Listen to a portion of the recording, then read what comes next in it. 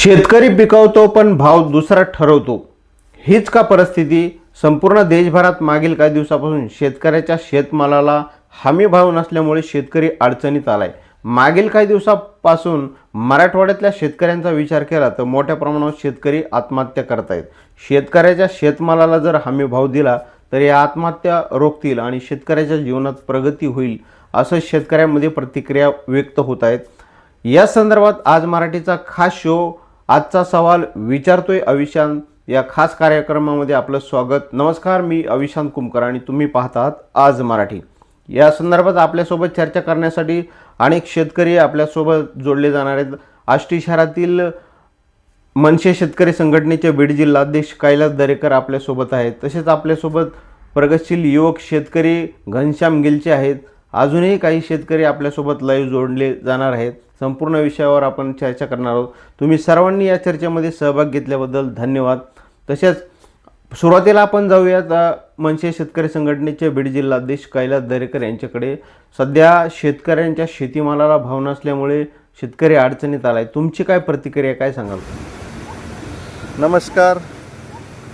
जो काही आज मराठीनं आज कृषी उत्पन्न बाजार समित्या हमी भाव देत नाहीत हा जो विषय घेतला हा शेतकऱ्यांच्यासाठी खूप महत्त्वाचा आहे. आता याच्यामध्ये सरकार हमी भाव जाहीर करते आणि मोकळं होते. या ठिकाणी शासकीय खरेदी केंद्र ज्यावेळेस आवश्यकता आहे शेतकऱ्यांना त्यावेळेस चालू होताना दिसत नाहीत. ज्यावेळेस शेतकऱ्यांचा माल येऊन 2-3 महिने होतात, जो शेतकरी आर्थिक अडचणीत असतो त्याच्यामुळं शेतकऱ्याला पैशाची लवकर गरज असते, त्यावेळेस हे केंद्र चालू होताना दिसत नाहीत आणि त्यामुळं शेतकरी भरडला जातो आहे आणि यामुळं शेतकऱ्यांचं बहुतांशी आत्महत्येचं प्रमाणही मोठ्या प्रमाणात आहे. याच्यावर सरकारनं हमीभावासाठी समिती नेमली पाहिजे. संबंधित कृषी उत्पन्न बाजार समित्या त्या शेतकऱ्याला हमीभावानं त्याचा माल खरेदी करतात का नाही याची कुठेतरी विचारणा झाली पाहिजे, चौकशी झाली पाहिजे. तसं पाहिलं तर बहुतांशी कृषी उत्पन्न बाजार समित्या याच शेतकऱ्याच्या स्थानिक आमदाराच्या हातामध्ये आहेत. मग जर सरकार निर्णय घेते तर स्थानिक आमदार ह्या कृषी उत्पन्न बाजार समित्यांना का सांगत नाहीत की आपल्या मतदारसंघातल्या शेतकऱ्यांचा माल हमी भावाने खरेदी केला पाहिजे? याच्यामध्ये कुठंतरी एक मोठी शेतकऱ्यांना लुटणारी साखळी, त्याला आपण एक प्रकारचं करप्शनच म्हणू शकतो किंवा शेतकऱ्यांना लुटणारे दलाल म्हणू शकतो. हे थांबलं पाहिजे. शेतकऱ्यांचा माल हमी भावाने खरेदी केला पाहिजे आणि सरकारनं याच्यावर पाहिजे अशा प्रमाणात दखल घेतली पाहिजे आणि शेतकऱ्याचं जे आर्थिक नुकसान होतंय यातून शेतकऱ्यांना वाचवलं पाहिजे. तुम्ही दिलेल्या माहितीबद्दल धन्यवाद. आपल्यासोबत अजूनही काही शेतकरी आहेत. युवक शेतकरी घनश्याम गिलचे आहेत. त्यांना विचारू, मागील काही दिवसापासून तुम्ही शेतीमधून चांगलं उत्पादन घेताय. तुमची काय प्रतिक्रिया, काय शासनाने उपाययोजना सध्या करायला पाहिजेत असं तुम्हाला वाटतं?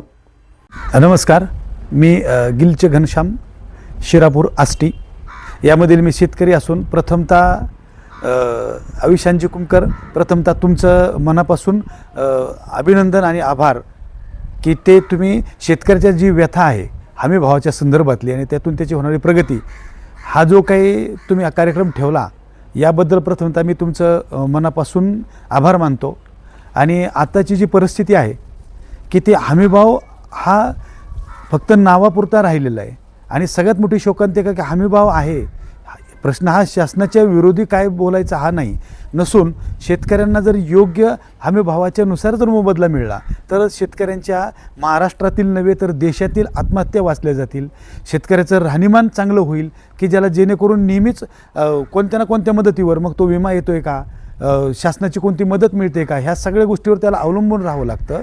आज मी माझं उदाहरण देतो की माझी मागच्या एप्रिलमध्ये मी केळीची बाग लागवड केली होती. आत्ताच एक 8 दिवसापूर्वी जो अतिसोसाट्याचा वारा आणि गारपीट झाली याच्यामध्ये माझे 100पेक्षा जास्त आज तोडणीस आलेला जो केळीचा बाग होता तो कोलमडून पडला आणि हे कोलमडून पडलेली शेतकऱ्याची जी व्यथा असते तर आता नुकतं जे इराण आणि अमेरिकेचं जे युद्ध सुरू झालं आहे याच्यामध्ये यांच्या युद्धाचे जागतिक युद्धाचे परिणाम आपल्या छोट्याशा खेड्यावर देशावर कसे पडू शकतात याचं उदाहरण म्हणजे मी आहे, जे की 8 दिवसापूर्वी 25 रुपये किलोनं जो हमीभाव केळीला, हमीभाव म्हणण्यापेक्षा जो भाव एक्सपोर्टला मिळत होता, आज रोजी स्थानिक व्यापाऱ्याकडून 3 रुपये किलोनं सुद्धा ती केळी विकत घेतली जात नाही. परिणामी ती माझ्या शेतीमध्ये असंच सडू लागली आहे. त्याच्यामुळे माझी अशी विनंती, आणि त्याचं मातीमोल झालं आहे. जो मला 1 एकरला किमान 2 लाख रुपये खर्च झाला होता तो सुद्धा माझा निघणार नाही, त्याच्या 50% सुद्धा मला मिळू शकत नाही. आजची अशा बाजाराची हमीभाव म्हणजे उपलब्ध जो बाजारभाव आहे याची परिस्थिती आहे. माझी सरकारला अशी कळकळीची विनंती आहे की जो हमीभाव आपण ठरवलेला आहे आणि ज्या पिकांचा आपण हमीभाव ठरवलेला नाही, जसं की केळी आहे, इतर गोष्टींचा, तर शासनानं माझी अशी विनंती आहे की तुम्ही त्याचाही हमीभाव ठरवा. तुम्ही दिलेल्या माहितीबद्दल धन्यवाद. अजूनही काही शेतकरी आपल्यासोबत आहेत, त्यांना विचारूया. तुम्ही काय सांगाल? उपसभापती, भारतीय जनता पार्टीचा विशेषतः आमदार सुरेश अण्णा धस यांचा निष्ठावंत कार्यकर्ता असून तुम्ही जो प्रश्न उपस्थित केला आहे हमीभावाच्या संदर्भात, तो अगदी रास्त प्रश्न मांडला आहे आणि तुम्ही कायम हे प्रश्न तालुक्याचे समोर मांडत आला आहात. आणि मी आमदार सुरेश अण्णा धस यांना कायम शेतकरी प्रश्नावर, हमीभावावर कायम संपर्कात असतो, प्रत्यक्ष भेटतो. मी आमदार सुरेश अण्णा धस यांचे अधिवेशन काळातले विधानसभेतले भाषणं ऐकले असतील. शेतकऱ्याच्या प्रश्नावर, विविध प्रश्नावर, हरणांचं शेतीतील नुकसान, रानडुकरांचा प्रश्न असेल, रास्त भावाच्या मागणीसाठी प्रश्न असेल, असे वेगवेगळे प्रश्न शेतकऱ्याचे घेऊन ते लढत असतात. पाणी प्रश्न असेल, मोठमोठ्या योजना, पाण्याच्या योजना, कुकडी, खुंटेपर साठवण तलाव, कारखान्याच्या संदर्भात प्रश्न असेल, सर्व प्रश्न ते अगदी हिरिरीने मांडत असतात. त्यांचा सध्या ते देवेंद्र फडणवीस सरकारचे विश्वासू आमदार म्हणून त्यांचं काम करतायत आणि केंद्र सरकारकडे जाण्याची वेळ आली तरी ते जाऊन अमित शहा यांना ते कायम भेटत असतात. कायम कल्पनाला प्रत्यक्ष कृतीत कसं आणता येईल यावर त्यांचा भर असतो. मीही त्यांना पुढील शेतीच्या प्रश्नावर कायम त्यांच्या संपर्कात राहून कांद्याच्या प्रश्नासाठी सुद्धा हमी भाव मिळाला पाहिजे, जेणेकरून शेतकरी कांद्यासह सर्व पिकांना हमी भाव भेटलाच पाहिजे.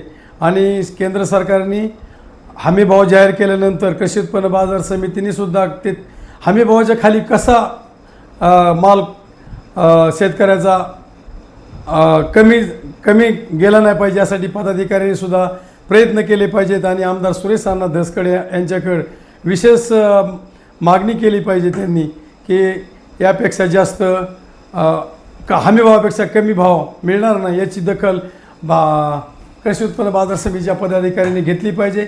सुद्धा मी आमदार सुरेश अण्णा धस यांना पदाधिकाऱ्यांना घेऊन मी उद्या परवा भेटणार आहे आणि कांद्याच्या बाबतीतला उत्पन्नाचा खर्च किती आणि भाव काय हे यांना उद्या परवा जाऊन संदर्भात प्रश्न अधिवेशन काळात मांडा अशी आग्रही भूमिका घेणार आहे.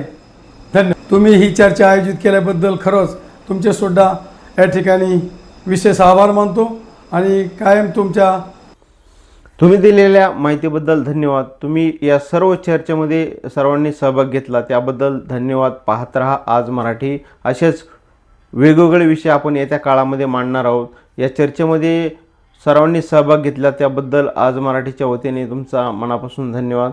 पाहत रहा आज मराठी. वाचा, पहा, शेअर करा.